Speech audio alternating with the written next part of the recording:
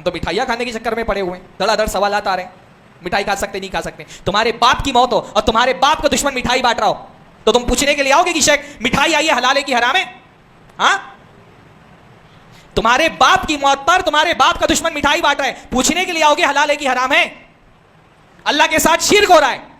اگر وہ شرک صحیح ہے تو شرک کی مبارکباد دینا بھی صحیح ہے, اس کی مٹھائی کھانا بھی صحیح ہے. پھر کیا خیال ہے؟ اگر شرک صحیح ہے تب تو اس پر مٹھائی کھانا بھی صحیح ہے, اس کی مبارکباد دینا بھی صحیح ہے. لیکن اگر اللہ کے ساتھ ہونے والا شرک غلط ہے تو اس پر مبارکباد دینا صحیح کیسے ہو گیا؟ اس کی خوشی میں مٹھائی کھانا کیسے صحیح ہو گیا؟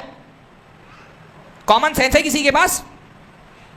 اللہ کے رسول صلی اللہ علیہ وسلم کے زمانے میں یہود عاشورہ کا روزہ رکھتے تھے کہ نہیں رکھتے تھے؟ کیوں رکھتے تھے عاشورہ کا روزہ؟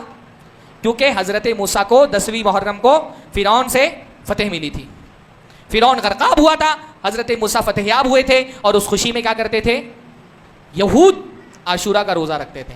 اللہ کے نبی نے کہا حضرت موسیٰ علیہ السلام ہمارے بھائی ہیں اور ان کی خوشی پر خوش ہونے کا حق ہمارا زیادہ ہے, تو روزہ رکھنا شروع کیا. مسلمان روزہ رکھنے لگے, لیکن یہ محسوس ہوا کہ مسلمان بھی روزہ رکھ رہے ہیں, یہودی بھی روزہ رکھ رہے ہیں, ایک ویلڈ سبب سے دونوں روزہ رکھ رہے ہیں, لیکن اس کے باوجود ظاہر میں مشابہت ہو رہی تھی. اللہ کے رسول نے کہا اگلے سال میں زندہ رہا تو میں 2 روزے رکھوں گا تاکہ یہودیوں سے مشابہت نہ ہو.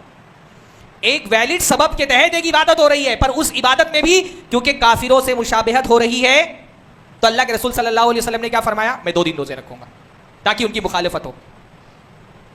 یہاں ہم شرکیہ تہواروں میں کافروں کی مشابہت اختیار کرنے کے لیے پہنچ گئے. اور مسئلہ صرف مٹھائی کا نہیں ہے, مبارکبادیاں دی جا رہی ہیں, بلکہ ایک طبقہ تو آگے بڑھ کر کے جشنی منا رہے ہیں, پٹاخے پھوڑ رہے ہیں, پھلجھڑیاں جلا رہے ہیں, پورے طور پہ ہر تہوار میں شریک ہو رہے ہیں. بھائی اللہ تعالیٰ کے ساتھ شرک ہو رہا ہے. اللہ کے بندے تم زبان سے نہیں روک پا رہے, تم ہاتھ سے نہیں روک پا رہے, ٹھیک ہے تم کمزور ہو, آخری درجہ کیا ہے کہ دل میں برا جانتے ہیں نا. ہاں, دل میں برا جانتے, یہ آخری درجہ تھا کہ دل میں برا جانتے. بھائی ہاتھ تمہارے اختیار میں نہیں ہے, تمہارے جسم پر لوگوں کی حکومت ہے, اپنے جسم تمہارے اختیار میں نہیں ہے, تمہارا دل تو تمہارے اختیار میں ہے نا, کہ تمہارے دل کو کسی نے مجبور کر کے رکھا ہے کہ تم دل میں بھی شرک کو برا نہیں جان سکتے. دل میں برا جان لیتے ہاں, لیکن تم تو مبارکبادیاں بانٹ رہے ہو. جس چیز کو انسان دل میں برا سمجھے گا اس پر مبارکبادی دے گا. کس چیز کی مبارکباد دے رہے ہیں آپ بھائی؟ اللہ کے ساتھ شرک ہو رہا ہے. شرک برکت والی چیز ہے. مبارکبادی کا مطلب کیا ہوتا ہے؟ اللہ تعالیٰ خوب برکت دے. کس میں برکت دے بھائی؟ اس کے شرک میں برکت دے اللہ. فلاں تہوار مبارک, فلاں تہوار مبارک, ہیپی فلاں ڈے, ہیپی فلاں ڈے, یہ ہیپی ہونے والی چیز ہے.